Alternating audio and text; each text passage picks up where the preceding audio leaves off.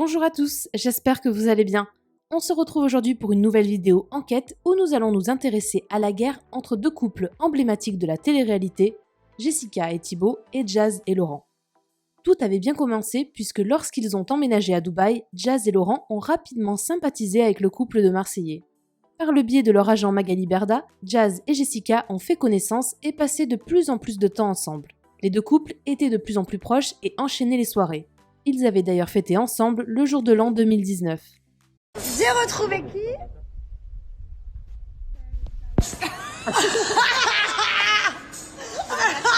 Oh non, j'ai loupé, elle était comme ça. J'ai retrouvé Magali. C'est moi! Voilà, en fait elle était comme ça, elle était prête à crier quand j'ai tourné vers Jazz. Vous auriez dû voir la tête, c'était génial. Tu m'as eu? Ah non, mais justement je t'ai loupé. Ça va? Du coup, je me suis motivée. C'est une petite soirée entre filles. Là, je pars rejoindre Jess. On va aller manger tagine. Voilà. Trop envie d'un tagine ou d'un couscous. D'ailleurs, elle est trop bizarre. Elle kiffe le couscous, mais juste la semoule. Hein. Elle me tue, cette meuf. Enfin, voilà. Du coup, c'est tout. Je suis dans l'Uber, quoi. On est au resto, on a viré nos mecs sur les films et la chicha. Ouais. Je croise les doigts pour ne pas qu'elle accouche. Je me dis à tout moment, je suis dans une merde. Elle m'a invitée, mais elle m'a dit si tu vas accoucher, par contre, tu viens pas en fait. Je lui ai dit, me sens pas. Non mais c'est vrai en plus. Je me sentais pas. Donc du coup là on est tranquille en détente, pas de bruit, tu vois, genre le bébé il dort. Il reste dedans. Et on attend Mila qui est très longue. Alors je ne sais pas combien de couches de maquillage, de cheveux ou d'habits elle nous a mis, mais en tout cas, elle est toujours pas là. Mon collègue, c'était son anniversaire. Mais au final, c'est lui qui offre les cadeaux. Waouh. Ça, c'est pour Chelsea. Ça, c'est pour Kaden. Magnifique, hein. Putain, il n'y a pas écrit Gucci. Oh là là. Oh là là. Oh là là. Jessica et Thibaut avaient également rendu visite à la maternité à la JLC Family après la naissance de Kaden. Par ailleurs, Thibaut et Laurent avaient même envisagé une collaboration professionnelle. Mais subitement, en mai dernier, sans que l'on sache réellement pourquoi, les deux couples ne se sont plus du tout parlé. C'est Laurent qui avait en premier lancé les hostilités en taclant le nouveau business de Jessica et Thibaut, à savoir la vente de filtres Instagram. Regardez. Au lieu de tout vendre, il y en a, ils veulent tout vendre. Ils sont prêts à tout vendre. Tout. Sans donner. Donner. Voilà. Moi, je donne 12 loyers. Qui le fait? Qui donne 12 loyers? Personne. Pourtant, ils ont tous des trains de vie de ouf. Ils gagnent tous bien leur vie, vous inquiétez pas. On n'est pas à plaindre. Et moi, je le dis, je suis le premier, je suis pas à plaindre du tout. Mais j'essaye de rendre en retour. J'essaye de faire plaisir aux gens. Là, ils sont prêts à tout vendre. Ça me choque. Je suis carrément choqué. Choqué. Mais vraiment très choqué à l'intérieur, genre. Incroyable. Donnez aussi. Pensez à votre communauté. Au lieu de vouloir tout vendre. Donnez-leur. Regardez, moi je donne 12 loyers. Carrément, il y en a une, je vais l'appeler. Parce que son loyer, il est tellement bas que je vais lui offrir 1 an de loyer.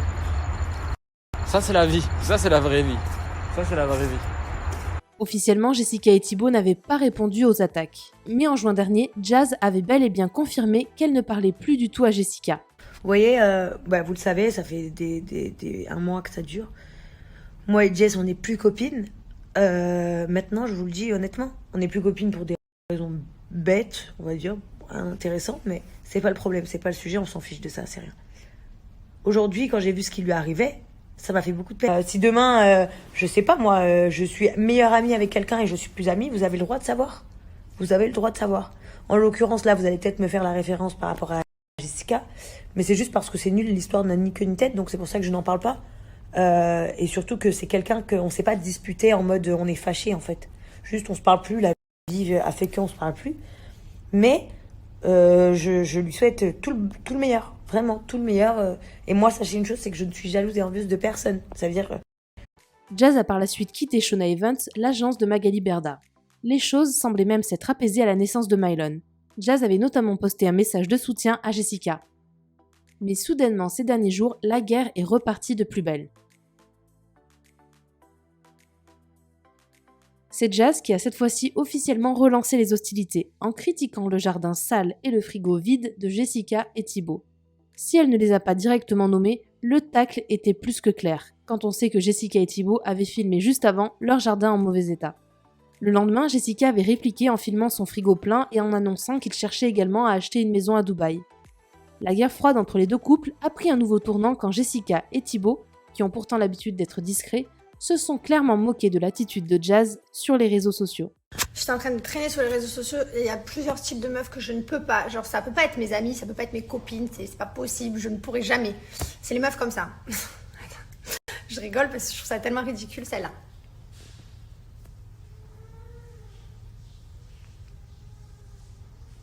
Ah, ça, c'est pas possible. C'est pas fini, il y en a d'autres. Celle-là, celles qui pincent le nez, qui font sortir la bouche. T'es prêt? 1, 2, 3. Pour faire genre j'ai une bouche pulpeuse, j'ai une grosse bouche, mais en fait je pince mon nez aussi. Ça c'est dégueulasse. Mais ça se voit en plus, hein, elle croyait que ça se voit pas. Pourquoi? C'est quoi l'intérêt? Minable. Bon, en vrai, chacun fait comme il veut. Hein. Chacun est libre de je sais pas comment dire. C'est pas de se la péter, parce que je pense que c'est naturel pour ces gens-là. Chacun est libre d'être naturel comme elles veulent. Mais attendez, je vous montre parce que le pire qu'il fait bien, c'est lui. Vas-y, allez, fais-le, s'il te plaît, montre-le. Tout ça, il me fait ça tous les jours. Vas-y, montre.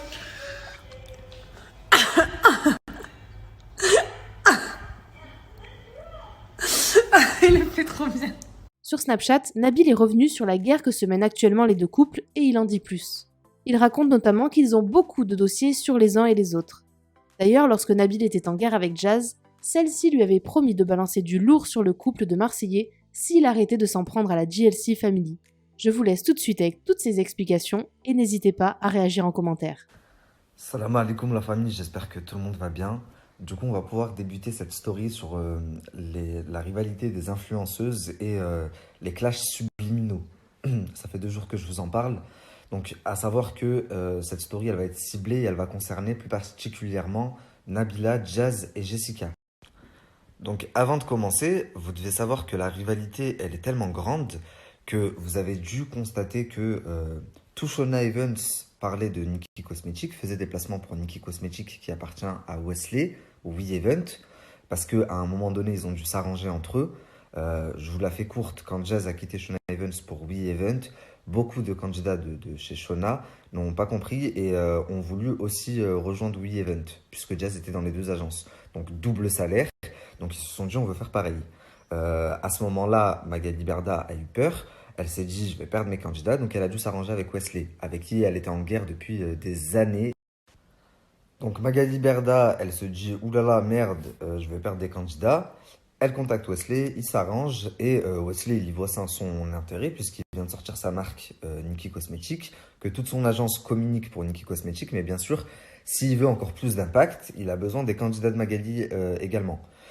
Donc, toute l'agence Shona Evans se met à faire des placements de produits pour Nikki Cosmetics, sauf Jessica et Nabila.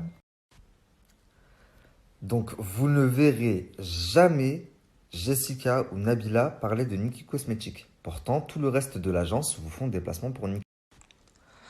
Donc, la raison officielle pour laquelle Jessica et Nabila ne communiquent pas pour Nikki Cosmetics, selon Magali, serait que Nabila en veut à Wesley parce que Nabila était chez We Event avant et Jessica elle a sa propre marque, Gilor, de soins, donc elle ne veut pas faire de la pub pour la concurrence, ce qui est compréhensible.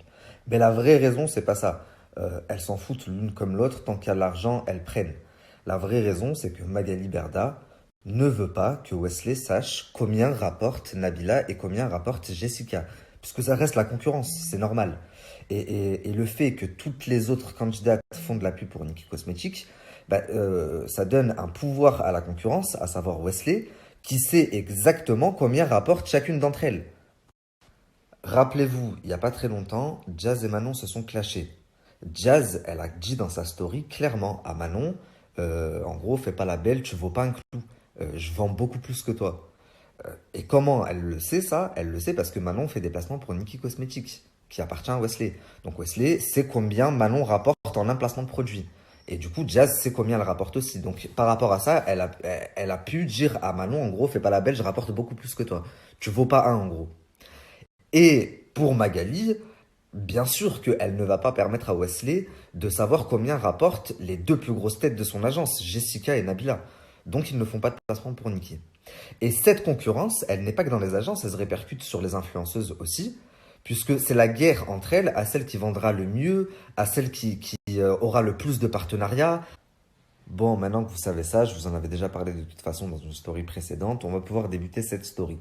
Depuis quelques jours, les trois là, elles se lancent une guerre interposée via Snapchat, mais que à coups de messages subliminaux. Genre on se fait la guerre, nous on sait qu'on se fait la guerre, mais il faut pas que les gens le sachent. Elles se sont senties limite les unes les autres obligées de faire une story pour montrer qu'elles valent mieux que l'autre. Est-ce que vous comprenez ce que je veux dire? Donc Jazz, elle a dit voilà, je vais acheter 6 maisons. Du coup, Nabila, elle a fait une story en disant bah moi j'ai une grande société, j'ai une soixantaine de collaborateurs, je fais travailler je sais pas combien de personnes. Du coup, Jessica, elle a dû faire une story pour dire moi aussi je suis là en mode son mari veut acheter une maison tous les 6 mois. Est-ce que vous comprenez l'envouement et le délire?